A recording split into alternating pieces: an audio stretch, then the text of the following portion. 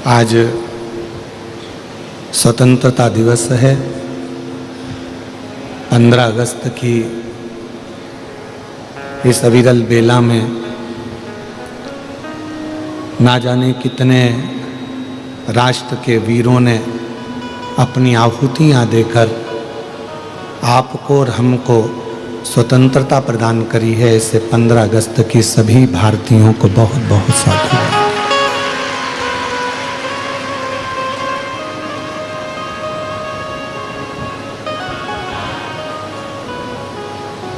और स्वतंत्रता देने में भगवान शिव का भी बड़ा क्रम है।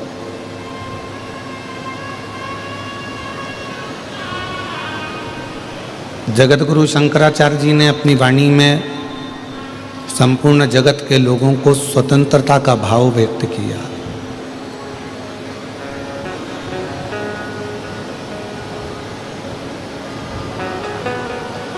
कि बंधन किसी भी चीज का ठीक नहीं होता। पाँव में अगर आप चप्पल पहन रहे हो, जूता पहन रहे हो और वो जूता भी अगर आपको दबाता है तो आप जूता बदल देते हो।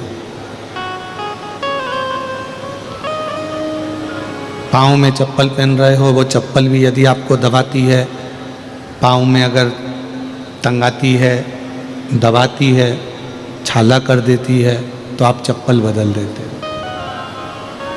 मतलब दबना। और यही शिव तत्व कह रहा है कि हम जब जूते से नहीं दबते, चप्पल से नहीं दबते, कपड़ा यदि तंगाए तो हम कपड़ा छोड़कर दूसरा कपड़ा पहन लेते हैं, कपड़े से नहीं दबते,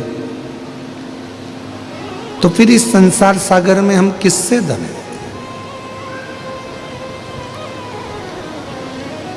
कोई गलत काम मत करो जिंदगी में, केवल एक श्रेष्ठ कर्म करते करते अपनी जिंदगी को आगे बढ़ाओ।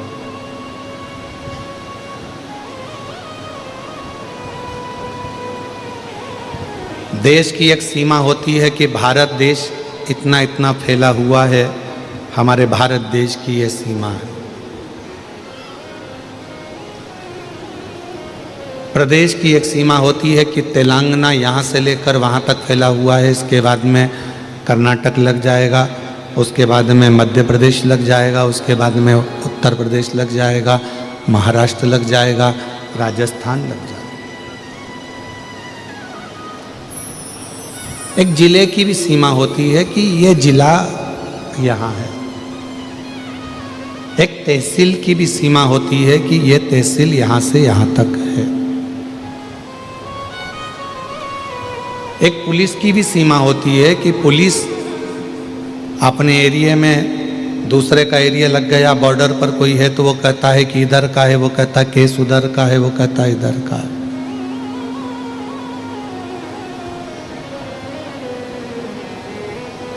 एक विद्युत विभाग की भी सीमा होती है, विधायक की भी सीमा होती है, तहसीलदार कलेक्टर की भी सीमा होती है, एसपी टीआई की भी सीमा होती है। सब पूरा देश सीमाओं में बंधा हुआ। सबकी सीमा होती है, पर मेरे शंकर भगवान की कोई सीमा नहीं है। जो जहां बैठकर पुकारता है मेरा शंकर वहां करुणा करने पहुंच जाए। मेरे शंकर भगवान, मेरे शिव, मेरे ओघड़दानी, मेरे शंभु, मेरे त्रिकालदर्शी, कैलाशी, अविनाशी शिव सीमाओं में नहीं बंधे हैं। संसार सीमाओं में बन सकता है, परिवार सीमाओं में बन सकता है, कुटुंब सीमाओं में बन सकता है, देश सीमा के अंदर बन सकता है, प्रदेश सीमाओं में रह सकता है, पर शिव सीमा में नहीं है।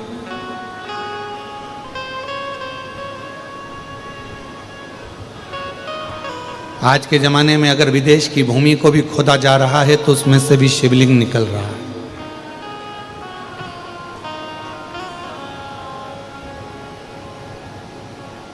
क्योंकि शंकर भगवान की कोई सीमा नहीं। कोई पशु भी उसको पुकारता है तो वो आ जाता है, कोई पक्षी भी उसको पुकारता है तो वो आ जाता है, कोई मनुष्य भी पुकारता है तो वो आ जाता है।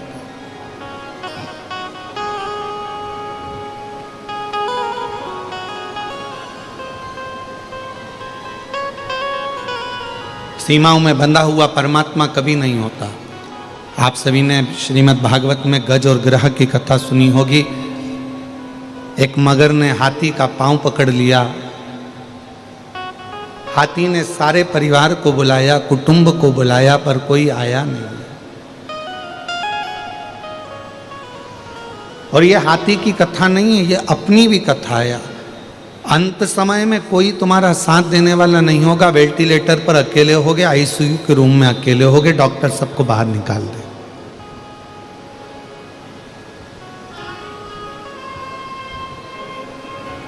विपदा की घड़ी में कोई साथ देने वाला नहीं होता। विपदा की घड़ी में आपका विश्वास, आपकी मन की दृढ़ता, भरोसा ही आपका साथ देता है। कोई आएगा ना आएगा।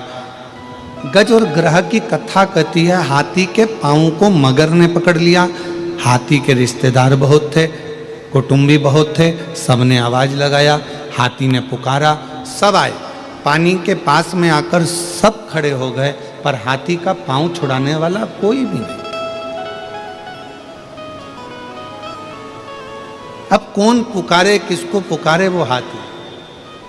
तब हाथी की बुद्धि, भगवान शिव की कृपा से कहीं हाथी की बुद्धि श्रेष्ठ हुई और उसने, हाथी ने भगवान नारायण को पुकारा। और भगवान नारायण को पुकारा तो भगवान ने गरुण को बुलाया, चल गरुण जल्दी चल। और हाथी भगवान को पुकार रहा था, गरुण पर भगवान जा रहे थे। गरुण बहुत धीमा चल रहा था, फिर कहा थोड़ा तेज चल, और तेज चल। गरुण और तेज चल। गरुण की स्पीड नहीं बन पाई तो भगवान ने गरुण को भी त्याग दिया और दौड़ते हुए भगवान उस हाथी के पास पहुंच गए, क्योंकि बचाना जरूरी था, बचाना जरूरी।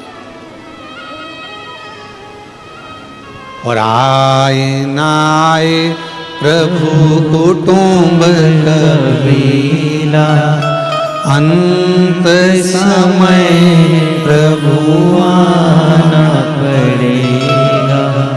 वचन दिया तो निभाना पड़ेगा।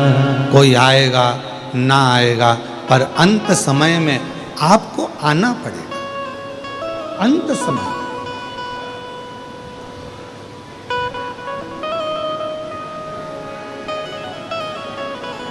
हमारे भारत की भूमि पर बिहार के मधुबनी में एक महादेव का मंदिर है। स्वयंभू प्रगट मेरे शंकर भगवान का एक शिवलिंग है, जिसको उगना महादेव कहते हैं। कौन सा महादेव है? उगना महादेव। आप लोग बोलो एक बार जम के, उगना महादेव। उगना, उगना महादेव। फिर से बोलो, उगना महादेव। ये भारत की भूमि पर वो शिवलिंग है जो स्वयंभू प्रकट है। मधुबनी जिला बिहार के अंतर्गत ये उगना महादेव आते हैं।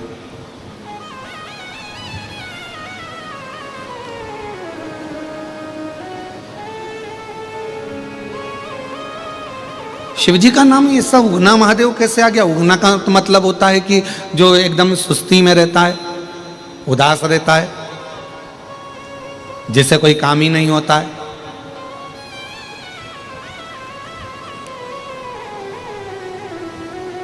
और भगवान शंकर का नाम उगना महादेव हो गया। शिव कथा कह रही है, भगवान शंकर का चरित्र कह रहा है। एक विद्यापति थे, बड़े अच्छे कवि थे,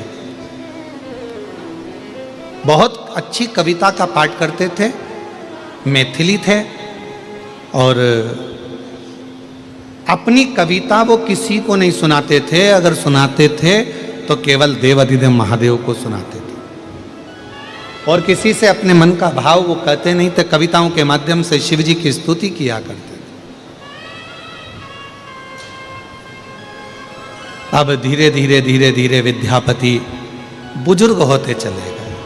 अवस्था सबकी डलती है, बचपन आया है तो जवानी भी आएगी, जवानी आई है तो अधेड़ी भी आएगी, और अधेड़ी आई है तो बुढ़ापे भी आएगा। पर इतना जरूर याद रखें कि बचपन खेल में खोया, जवानी नींद भर सोया, बुढ़ापा देख कर रोया, सिराने मौत हंसती है।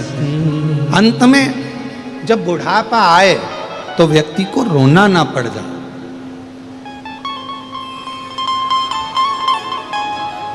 बचपन गया जाने दो, जवानी गई जाने दो, अधेड़ी गई जाने दो, पर बुढ़ापा मत बिगड़ने दो। ये शिव महापुराण की कथा कहती है।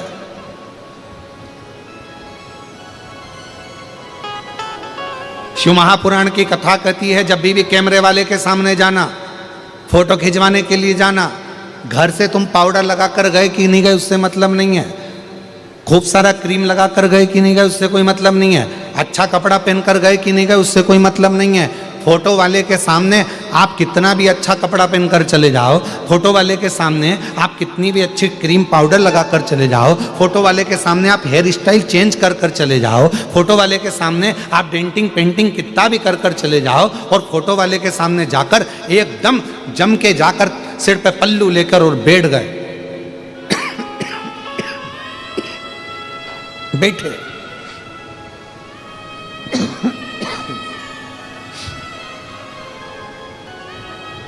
और फोटो वाले ने फोटो खींचा,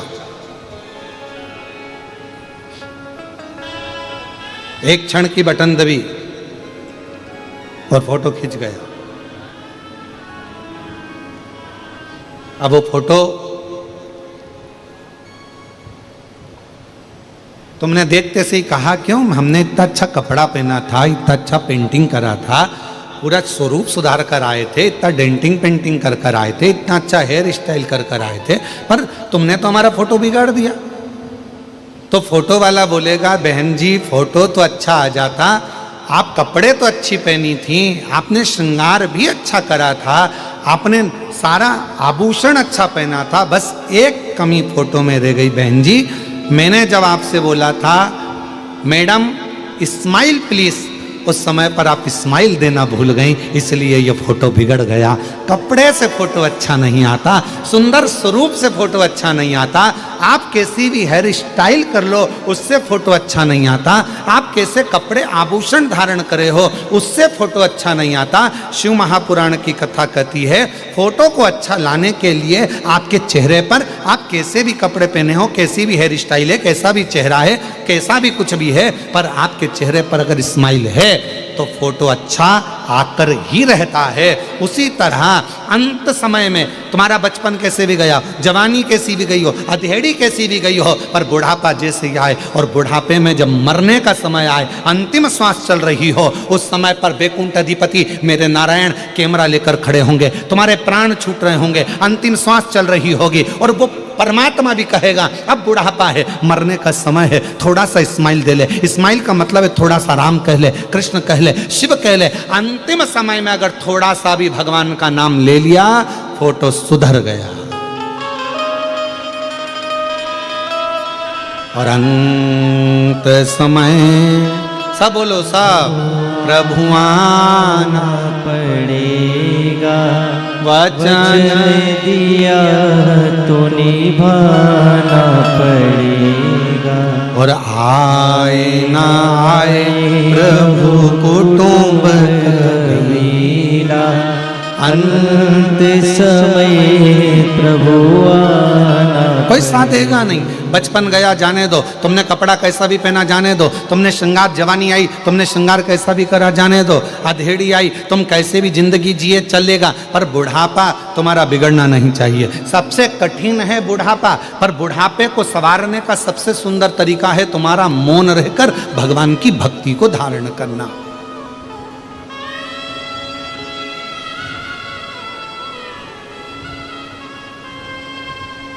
दो ऐसे हैं जिनको निमंत्रण नहीं दिया जाता बुलाने के लिए, फिर भी वो आ जाते हैं।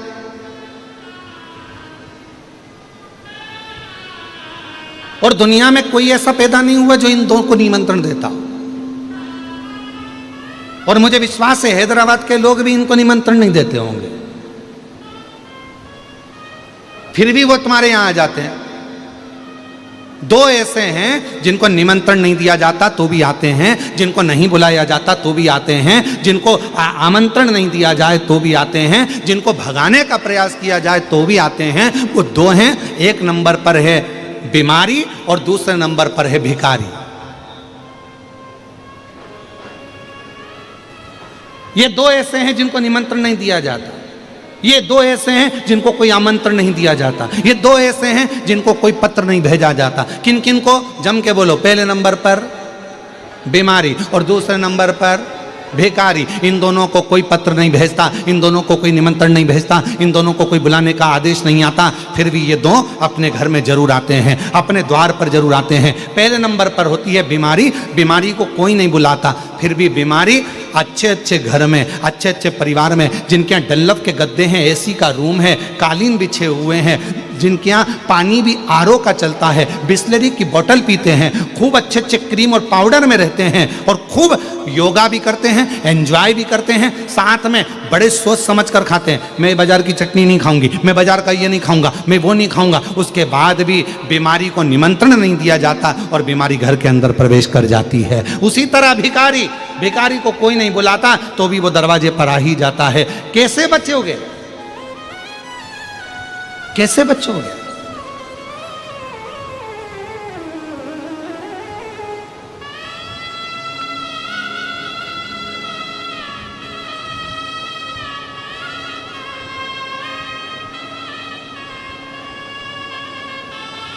तो कहा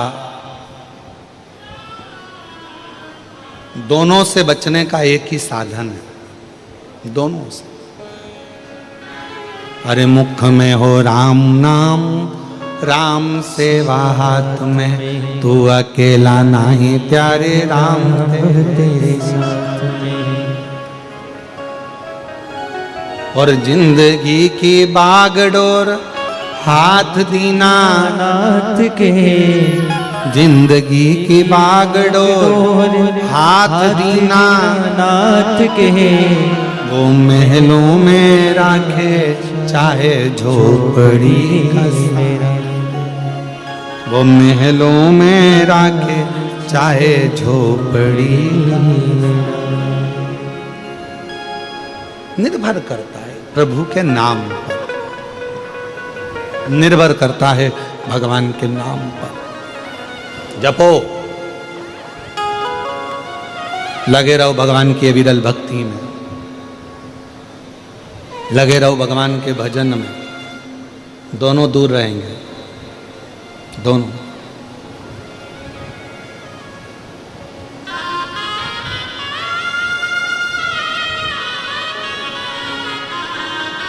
भजन करने वाले के पास भी बीमारी कम जाती है और भजन करने के वाले के पास भिखारी भी कम जाता है। उसको मालूम है ये तो पहले से ही ऐसा दिख रहा है, इसके पास क्या होगा।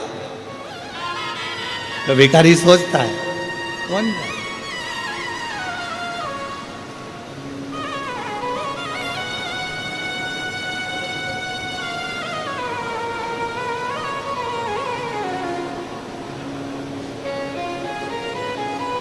दूर है। कह रही है भगवान शंकर का चरित्र कह रहा है।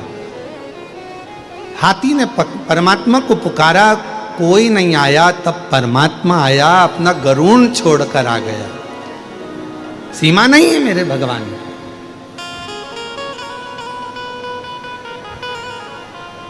किसी भी देश में, विदेश में, प्रदेश में, गांव में, नगर में, शहर में, कहीं पर भी रहकर आप भगवान को पुकारना प्रारंभ करो।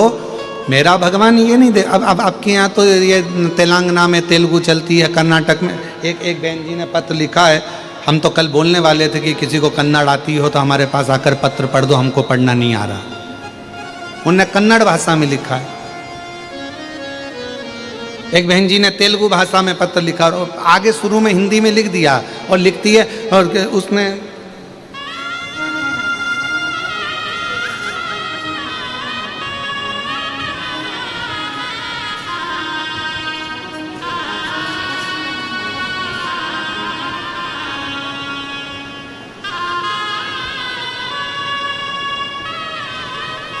अब वो पत्र को ढूंढना पड़ेगा। उसमें उन्होंने आगे आगे हिंदी में थोड़ा थोड़ा कट कट में लिखा है, मेरे को हिंदी नहीं आती है।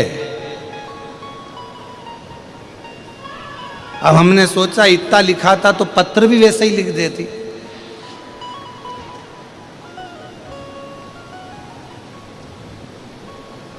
अब उसके बाद में उन्होंने वो पत्र में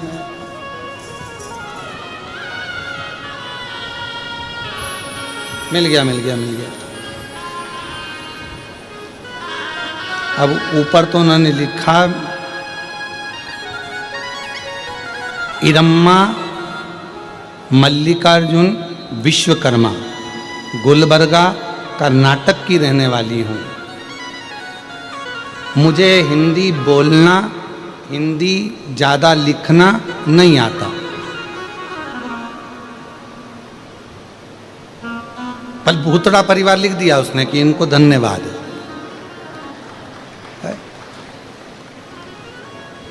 टीवी पे तुम्हें देखती हूँ, सुनती हो, देखती। पीछे लिखा, अब पीछे लिखा पर पढ़े कौन दादा।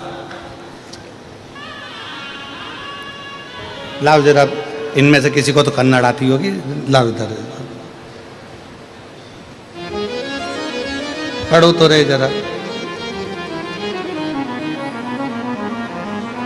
जब तक अपन अपना गुनगुना लो। शंभु शरण माँ, इधर आ जाओ। मिला एक कन्नड़ पढ़ने वाला मिला है जरा।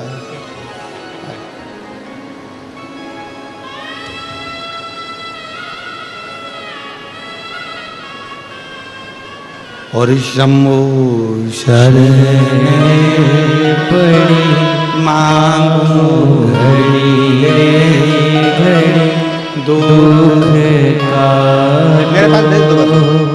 दया करी दर्शन आपो ओ शंभु शरण पड़ी मांगो घड़ी रे घड़ी दुख काटो दया करीने दर्शन आपो शंभु शरण पड़ी मांगो घड़ी रे घड़ी दुख काटो दया करीने दर्शन आपो शंभु शरण पड़ी मांगो घड़ी रे घड़ी दुख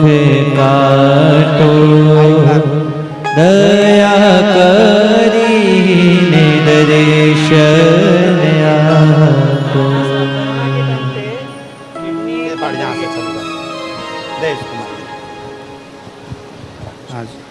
श्री शिवाय नमस्तुभ्यम। ईरम्मा मल्लिकार्जुन विश्वकर्मा, उन्होंने कहा है कि गुलबर्गा से उन्होंने, गुरुजी मुझे नहीं मालूम था कि आपके बारे में, फिर मेरी फ्रेंड ने कहा कि मुझे आपके बदल पूरा कहा। जब से मैं मंदिर जाने लगी हूँ, कोरोना के टाइम पे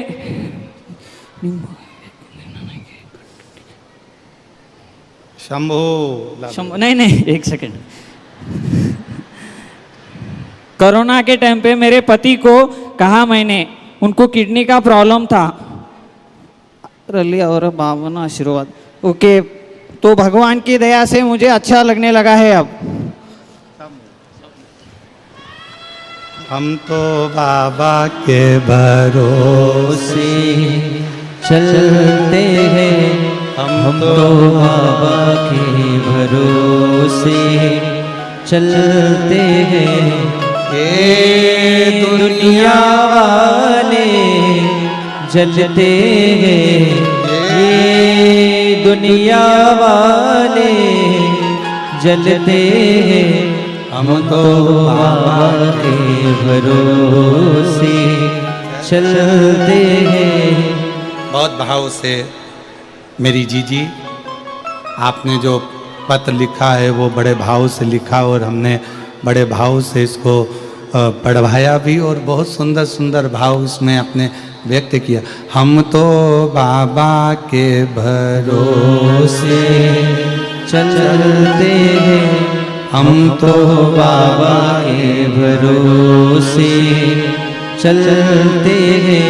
ये दुनिया वाले जलते हैं, ये दुनिया वाले जलते हैं। हम तो बाबा के भरोसे चलते हैं, हम तो बाबा के भरोसे चलते हैं। तो जो दिल से भाव से आपने लिखा, कहीं पर भी रहें, कोई प्रदेश में, कोई देश में, विदेश में, कोई जिले में, कोई शहर में, तुम्हारा मन पड़े जहाँ रहो, पर मुख से अगर भगवान का नाम पुकार रहे हो, हृदय से श्री शिवाय नमस्तुभ्यम कह रहे हो, तो ये निश्चित है कि पुलिस की सीमा हो सकती है, भारत की एक देश की सीमा हो सकती है, प्रदेश की सीमा हो सकती है, जिले की सीमा हो सकती है, तहसील की सीमा हो सकती है, पर मेरे बाबा की कोई सीमा नहीं है। जहाँ पुकारोगे, जब पुकारोगे, जैसे पुकारोगे, मेरा शंकर तुम्हारे सामने खड़ा हो। वो सीमा से हटा हुआ है, उसकी कोई सीमा। बस दिल से, हृदय से शिव को पुकारो। जैसे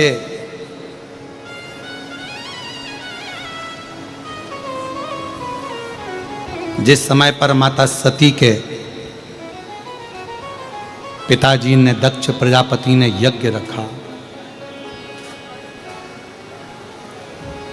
सबको आमंत्रण दिया, सबको, पर माता सती जी के यहां कोई निमंत्रण नहीं दिया। और देवता क्या कर रहे थे?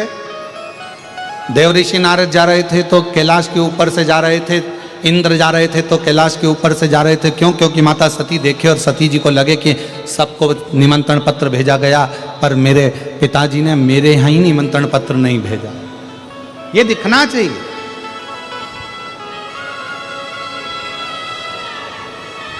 सती मैया ने देखा इंद्र जा रहे हैं, सती मैया को कोई फर्क नहीं पड़ा। सती मैया ने देखा देव ऋषि नारद जा रहे हैं, सती मैया को कोई फर्क नहीं पड़ा। गरुण, वरुण, सारे देवता जा रहे थे, सती मैया को कोई फर्क नहीं पड़ा। क्यों फर्क नहीं पड़ा? कोई तुम्हारे ऊपर कितना भी नमक डाले, तुम्हें कोई फर्क नहीं पड़ता। कब तक? जब तक तुम्हारे शरीर में कोई कट ना लगा। अगर तुम्हारे शरीर में कोई घाव है तो जरा सा नमक लगेगा और तुम तिल मिला जाओ, तिल मिला जाओ। शरीर में अगर घाव है तो तुम्हारे ऊपर नमक का थोड़ा सा भी भाव आएगा और तुम तिल मिलाओगे। जब तुम्हारे शरीर पर घाव ही नहीं है, तुम्हारे शरीर पर कोई कट ही नहीं है, तुम्हारे शरीर पर कोई चोट ही नहीं है, तो कोई कितना ही नमक डाले, तुम्हारे शरीर पर कोई कितना ही नमक डाले, उसका कोई तिलमिलाहट आएगी नहीं। पर जैसे ही शरीर के ऊपर यदि कोई घाव रहेगा, शरीर के ऊपर यदि कोई कट रहेगा, शरीर के ऊपर कोई भी स्थान रहेगा, तो फिर वो नमक अपना असर करेगा, फिर वो नमक असर करता है।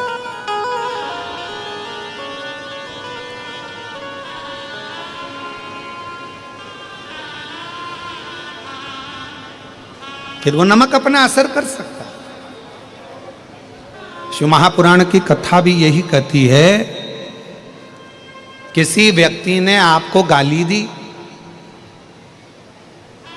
गाली असर कब करेगी? जब आपने गाली को वापस पलट कर यदि जवाब दिया है तो वो गाली आप पर असर करेगी। पर गाली कब तक असर नहीं करेगी? जब तक आपने पलट कर जवाब नहीं दिया। कोई पलट कर आप जवाब ही नहीं दे रहा।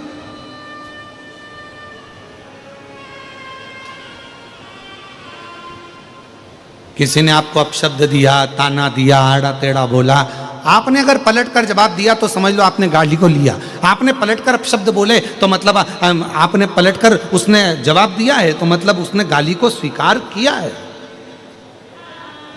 एक महाभारत का बड़ा सुंदर चरित्र है महाराज। जिस समय पर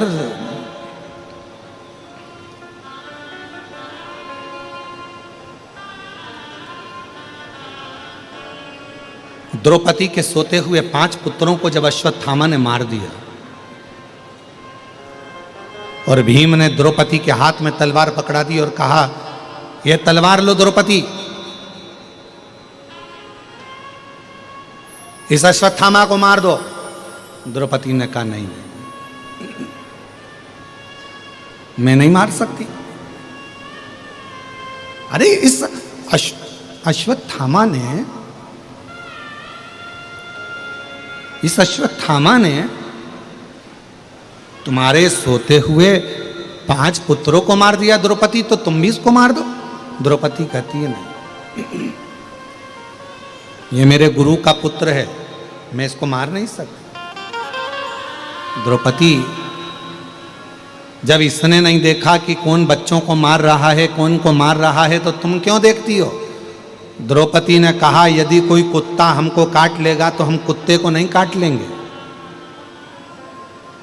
कोई श्वान हमको काटेगा तो हम श्वान को नहीं काटेंगे, कोई सांप हमें काटेगा तो हम सांप को नहीं काट लेंगे,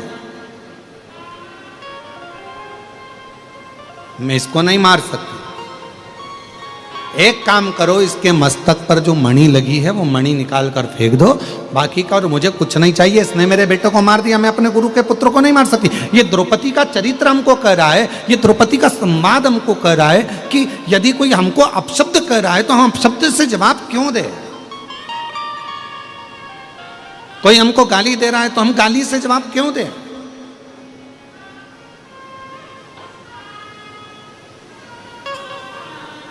अगर हम पलटकर वही जवाब दे रहे हैं तो ये तो वही हो गया कि हमारे शरीर में घाव है। सती माता ने कोई जवाब नहीं दिया। नारद जी बार बार निकल कर जा रहे थे, इंद्रदेव निकल कर जा रहे थे, वरुण गरुण निकल कर जा रहे थे, 33 कोटि देवता दक्ष प्रजापति के यहाँ जा रहे थे। माता सती ने कोई जवाब नहीं दिया। आखिरी में हुआ क्या, जब देव ऋषि नारद ने देखा कि सती के चेहरे पर कोई सली नहीं आ रहा, तब देव ऋषि नारद माता सती के पास आ गए और सती से जाकर कहा, माँ आपके पिताजी यज्ञ रखे हैं और उस यज्ञ में सबको बुलाया, आपके पति को और आपको नहीं बुलाया। बस अब माता सती का हृदय, अब माता सती का दिल अब रोया, अब रोया। और शंभु शरण मांगू घड़ी रे घड़ी, दुख काटो दया करीने दर्शन आ। अब माता सती को लगा, और सती मैया को जैसे ही लगा तो माता सती ने अपने पति भगवान देवादिदेव महादेव से कहा, मेरे पिताजी के यहाँ यज्ञ चल रहा है, मुझे जाना चाहिए। शिव जी ने मना करा, सती मत जा। सती को समझाया, मत जा। सती मानने को तैयार नहीं, मुझे जाना चाहिए, मुझे पहुंचना है, मुझे जाना है, मेरे पिता के घर का यज्ञ है, मुझे जाना पड़ेगा। सती माता को खूब खूब भगवान शंकर ने समझाया, पर आखिरी में सती नहीं मानी और पिताजी के यहाँ यज्ञ में पहुंच गई। पहुंची तो देखा कि यहाँ सबके लिए स्थान था, पर माता सती ने देखा कि मेरे पति के लिए कोई स्थान नहीं था, मेरे पति के लिए कोई स्थान। नैनों से नीर माता सती के बह रहा था, आंखों से आंसू माता सती के बह रहे थे, नैनों से अश्रु माता सती के बह रहे थे, कोई स्थान नहीं।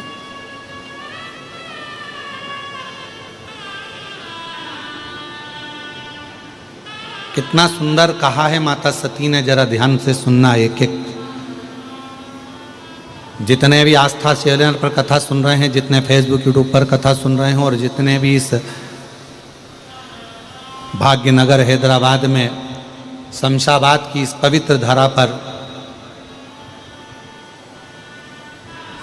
भूतड़ा परिवार द्वारा आयोजित ये शिव महापुराण की कथा के ये दिव्य पंडालों में जितने भी भरे पड़े हुए शिव भक्त हैं, सब सावधानी से सुनना कि सती ने कितना बड़ा शब्द कहा है, वो एक एक व्यक्ति की बुद्धि में बैठना चाहिए। माता प्रसूति आई,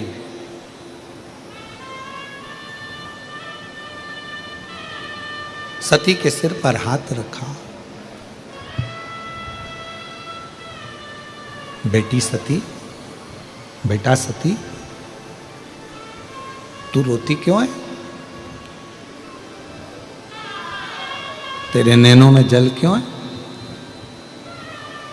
रोती क्यों है? ले,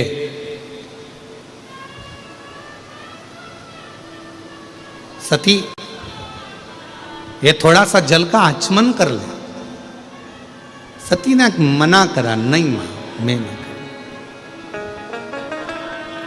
रति आ गई, रोहिणी आ गई, सबने समझाया सती को, सती ले थोड़ा सा जल का आचमन कर ले, थोड़ा सा जल पी ले सती। सती ने अपने केशों को खोलकर माता सती कहती है, सुनो मां प्रसूति, मैं सती देवाधिदेव महादेव की अर्धांगिनी मां आज एक शब्द कहती हूं, जिस स्थान पर शंकर के लिए कोई स्थान नहीं हो, जिसके घर में भगवान शंकर का शिवलिंग नहीं हो, जिस घर के अंदर, जिस भवन के अंदर शंकर का कोई स्थान ना हो, शंकर का शिवलिंग ना हो, सती कहती